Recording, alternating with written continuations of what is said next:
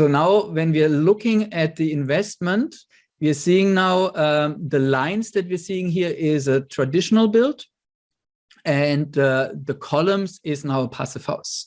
The figures, like I wanted to update it, but $3,500 heating and cooling is a bit too high for Australia. But at the end, it comes exactly to the same situation, just with different figures. So we see now this orange part in the blue part of the column, that's that orange part in the blue line. So we see when we look at the operational cost is that a normal house has far higher expenditures. So it goes up to if you have a price increase of 2% per year, running this house will go up to $40,000 a year as running costs for that house. The passive house would only go up $22,000 a year. So it's far, far lower to operate a passive house at the end. So now at the beginning of our years, so year is now year 31, so we're having a loan period of 30 years.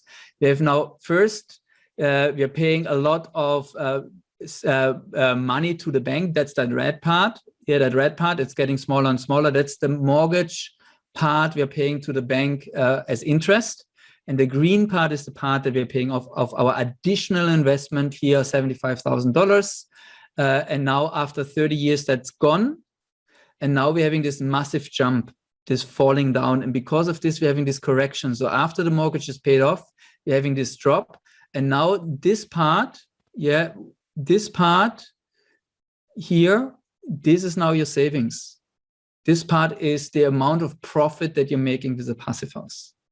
So what does that mean in numbers now? In the first year, we're having a loss building a passive house. The first financial year, like the first year in operation, we are losing $1,651 with a house of 200 square meter. In other words, it costs us a coffee a day, $4.57. That's what you pay for a takeaway coffee.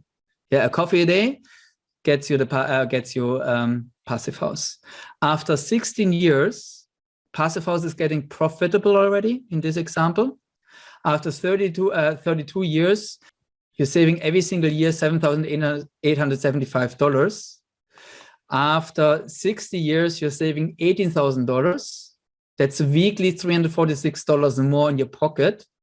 And overall, you saved after 31 years, $8,677, and after 60 years, $365,000 saved.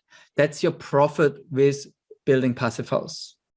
So long term, it makes 100% sense to go down this passive house route.